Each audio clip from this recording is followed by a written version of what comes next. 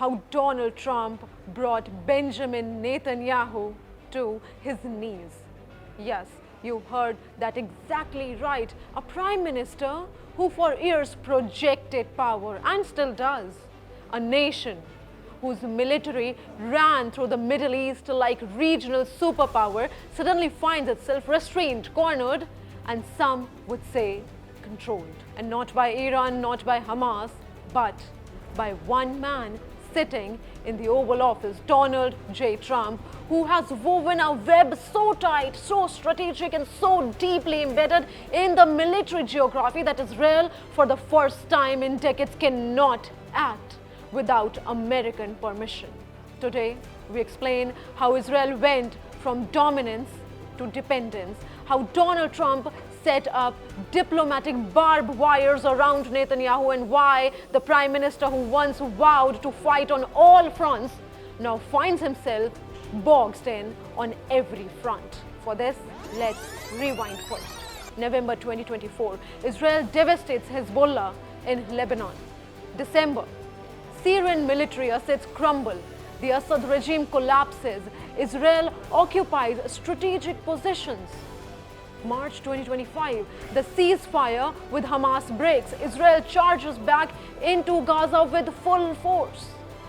June, Israel, backed by US firepower, penetrates Iranian air defenses. Iran's nuclear and missile sites lie in ruins. September, Israeli jets bomb a Hamas leadership compound in Qatar.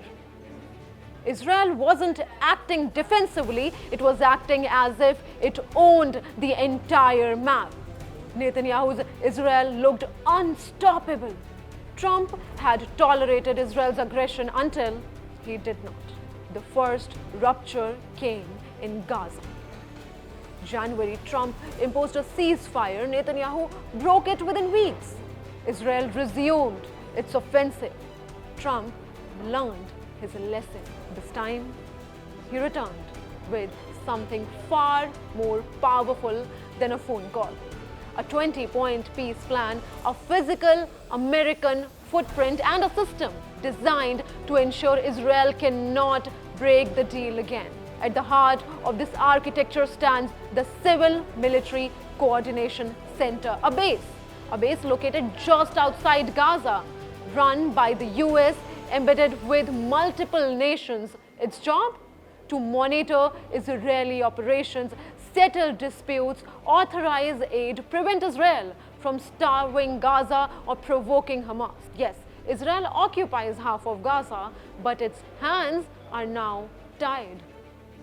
The IDF cannot halt aid, retaliate freely, engineer provocations, or launch operations without risking clashes with foreign personnel.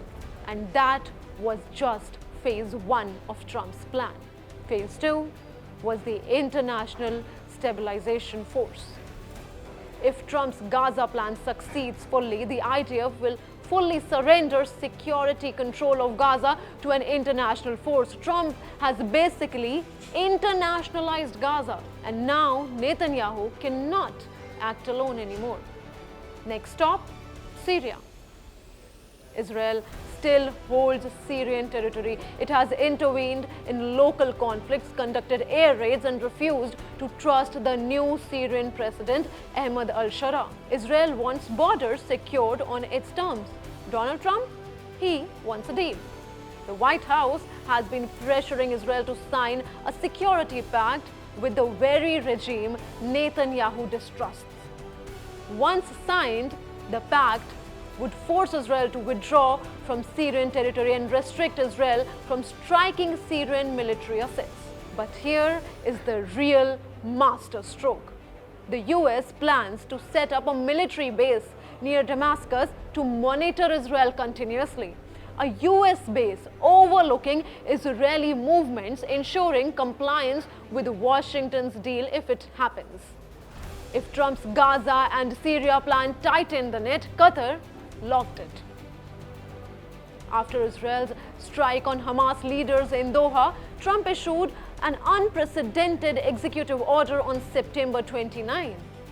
He declared Any attack on Qatar's territory or infrastructure will be treated as a threat to the peace and security of the United States. This mirrors NATO's Article 5 that says attack on one is attack on all.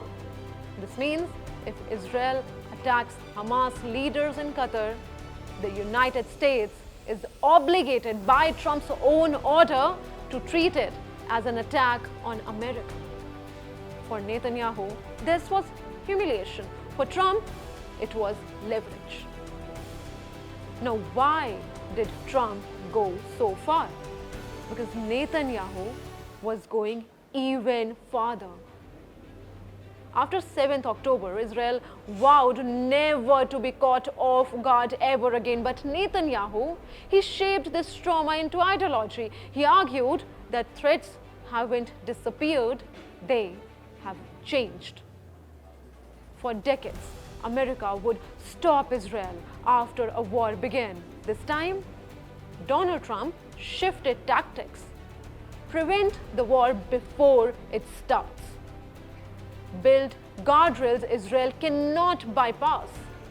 Embed US troops at every flashpoint. Trump did not just say stop.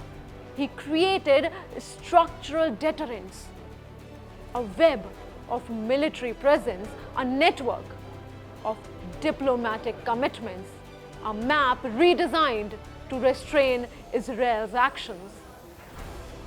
The question is very simple.